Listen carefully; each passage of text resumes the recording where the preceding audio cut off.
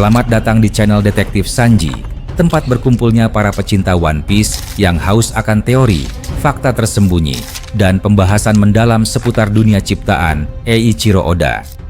Di sini, kami tidak hanya mengikuti alur cerita, tapi juga menganalisis setiap petunjuk, menghubungkan fakta-fakta kecil yang sering terlewat, dan mencoba memecahkan misteri besar seperti siapa Joy Boy sebenarnya, apa tujuan sejati pemerintah dunia, hingga sejarah abad kekosongan yang selama ini ditutupi.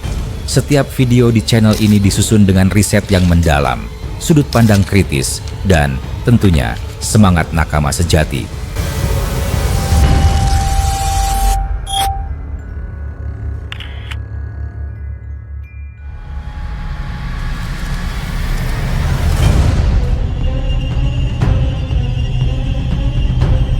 Di bawah gemuruh ombak yang tak pernah lelah menghantam tebing dan menyapu garis pantai, samudra menyimpan rahasia yang tak terhitung jumlahnya. Ada kisah-kisah yang dibisikkan oleh angin malam di tengah badai. Ada pula cerita yang terkubur begitu dalam di bawah lautan, tak tersentuh cahaya matahari selama berabad-abad. Di antara sekian banyak rahasia itu, berdirilah sebuah era kelam yang pernah mengguncang dunia.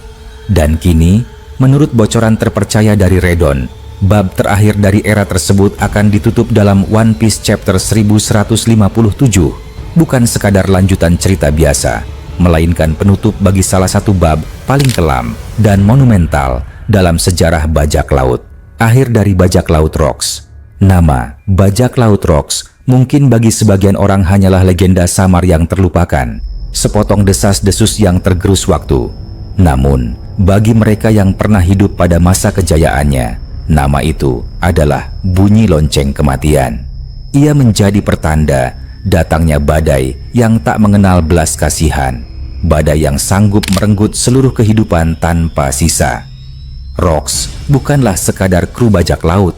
Mereka adalah kekuatan yang nyaris tak terbendung, menguasai Grand Line dengan cengkraman besi dan nyala ambisi yang membakar.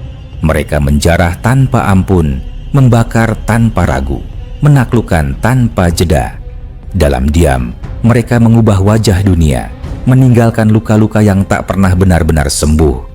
Kini, panggung yang selama ini dikuasai Rocks de Zebek dan armadanya perlahan bergeser.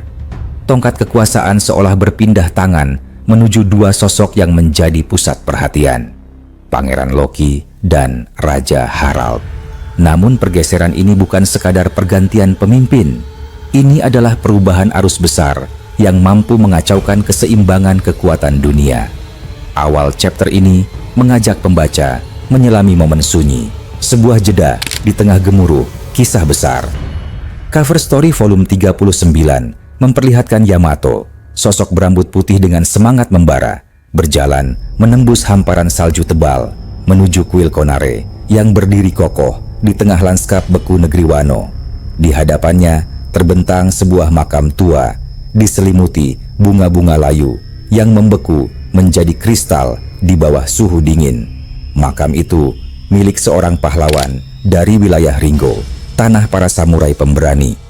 Pahlawan ini, meski tak setenar tokoh-tokoh besar yang namanya diukir dalam buku sejarah, adalah penjaga rakyatnya. Ia lahir di tepi laut beku, dibesarkan di tanah yang penuh kehormatan dan pengorbanan. Ia melindungi rakyatnya bukan demi kemuliaan pribadi, melainkan demi harga diri yang tertanam dalam setiap samurai sejati. Yamato berdiri diam, menundukkan kepala, memberi penghormatan dalam hening. Butiran salju turun pelan, namun pasti, menutupi jejak langkahnya seolah langit sendiri ikut merasakan duka itu. Adegan ini menegaskan bahwa sejarah tidak hanya dibentuk oleh mereka yang namanya dikenal dunia. Banyak pahlawan yang tak pernah terdengar kabarnya, namun pengorbanannya menjadi batu fondasi bagi masa depan. Negeri Wano, dengan segala kemegahan dan lukanya, berdiri di atas jasa orang-orang seperti mereka. Sementara itu, bocoran Redon membawa kita melangkah ke adegan berbeda. Di sebuah ruangan luas, kerumunan orang terhipnotis oleh sebuah kisah yang tengah diceritakan. Sang pencerita bukan sekadar menyampaikan fakta, ia mengolahnya menjadi drama, membubuhinya dengan detail yang memancing emosi, membuat pendengar seakan melihat langsung peristiwa itu.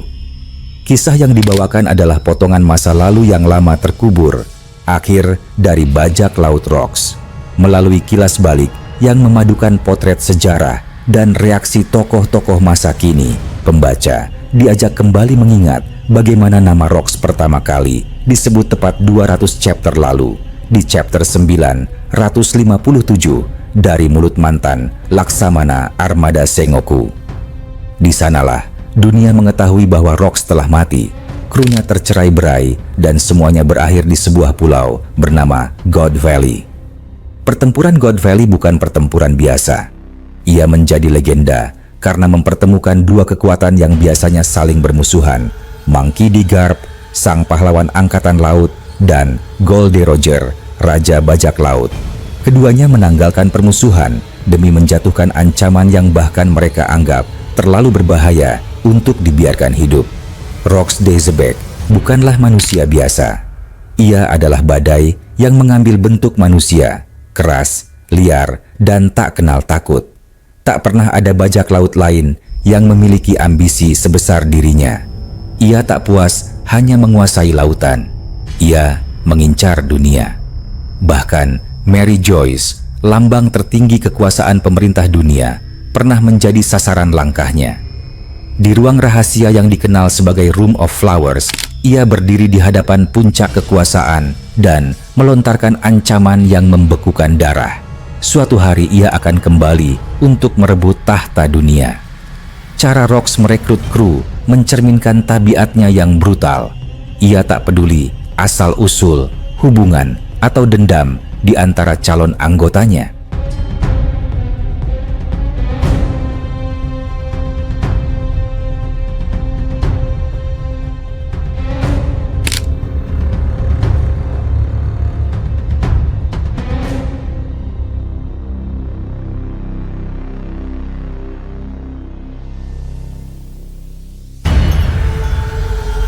Satu-satunya syarat adalah kekuatan dan keberanian untuk mengikuti jalannya. Di bawah panjinya berkumpul orang-orang yang kelak menjadi legenda sendiri. Sosok-sosok yang di masa depan akan dikenal dunia sebagai monster lautan. Salah satu kilas balik yang diyakini akan ditampilkan di chapter ini adalah pertemuan Rocks dengan Pangeran Loki. Dalam duel yang singkat namun mengerikan, ayunan pedang Rocks menciptakan gelombang kejut yang memecah udara. Serangan itu bukan sekadar untuk menguji kekuatan Loki, melainkan untuk meninggalkan luka yang disengaja. Luka itu adalah pesan, sebuah umpan yang akan memaksa Raja Harald pulang dari perjalanannya. Rocks memahami arti seorang anak bagi ayahnya. Luka pada anak adalah luka pada hati orang tua. Dengan darah sebagai tinta dan tubuh Loki sebagai kertas, Rocks menulis ancaman yang tak mungkin diabaikan. Haki raja milik Rocks tidak kalah, bahkan mungkin melampaui milik Goldie Roger. Itulah sebabnya Garp tak mampu menjatuhkannya seorang diri. Pertempuran God Valley menjadi satu-satunya momen di mana dua raksasa itu bersatu melawan satu pria. Namun di balik semua itu, ada pertanyaan yang tak pernah terjawab. Mengapa Imu, penguasa tertinggi dunia, tak pernah turun tangan? Jawaban yang paling masuk akal adalah bahwa Rocks menyimpan rahasia terbesar, eksistensi Imu itu sendiri. Jika rahasia ini terbongkar, seluruh tatanan kekuasaan dunia akan runtuh. Meski Rocks akhirnya tumbang, warisannya tetap hidup. Darah dan ambisinya mengalir pada Marshal D. Teach, sang Kurohige. Seperti ayah rohaninya itu, Teach menapaki jalan yang sama dengan kesabaran yang mengerikan. Ia menunggu, merencanakan, lalu menyerang ketika saatnya tiba. Tujuannya jelas, tahta dunia. Kini, arah cerita mulai melibatkan Pangeran Loki yang pernah mendapat undangan dari Luffy. Di era baru ini, Loki bisa saja menjadi kunci yang membuka bab berikutnya dari sejarah dunia. Raja Harald adalah misteri. Kabar beredar bahwa ia menandatangani kontrak dengan Imu, sebuah perjanjian gelap yang mengubahnya menjadi sosok iblis. Pada akhirnya, ia tewas di tangan anaknya sendiri. Mengapa seorang raja begitu kuat menyerahkan dirinya pada kekuatan tersembunyi? Apakah demi melindungi sesuatu atau demi ambisi yang tak terucap? Chapter 1157 menjadi penutup sejarah Rox, namun bukan akhir dari kisah besar ini.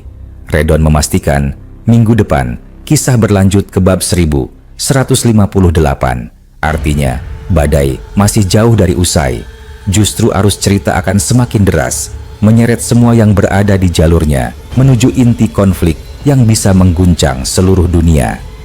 Dari runtuhnya legenda akan lahir generasi baru, badai-badai muda yang akan menguji batas samudra itu sendiri.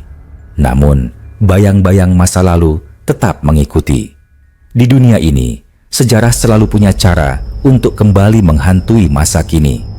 Chapter 1157 One Piece berdasarkan bocoran Redon bukan sekadar kelanjutan cerita, melainkan sebuah penutup era yang telah lama menjadi bayang-bayang kelam di dunia bajak laut, era bajak laut Rox. Melalui kilas balik, pembaca dibawa untuk memahami betapa besar pengaruh Rox de Zebek terhadap jalannya sejarah, bukan hanya sebagai bajak laut, tetapi sebagai ancaman yang mampu mengguncang tatanan kekuasaan global. Pertempuran God Valley menjadi simbol bahwa terkadang musuh abadi pun harus bersatu untuk menghadapi bahaya yang lebih besar dari mereka sendiri. Meski Rox telah tumbang, ambisi dan warisannya terus hidup melalui sosok Marshall D. Teach yang perlahan membangun kekuatan untuk merebut tahta dunia. Pergeseran kekuatan menuju tokoh baru seperti Pangeran Loki dan Misteri Kelam di balik Raja Harald menandakan bahwa babak baru akan segera dimulai, babak yang tak kalah berbahaya dari masa lalu. Badai memang telah mereda di permukaan, tetapi arus di bawahnya masih deras, menyimpan potensi ledakan yang dapat mengubah dunia sekali lagi. Sejarah membuktikan bayang-bayang masa lalu selalu menemukan cara untuk kembali menghantui masa kini, dan di lautan yang luas ini tidak ada satupun rahasia yang benar-benar terkubur selamanya.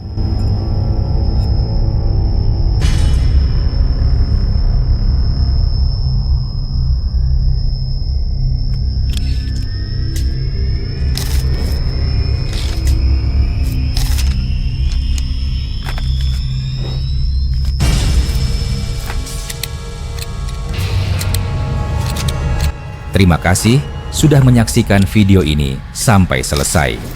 Kalau kalian menikmati konten ini, jangan lupa klik tombol like, tinggalkan komentar di bawah, karena semua teori dari kalian juga sangat berarti dan bisa jadi bahan diskusi di video berikutnya.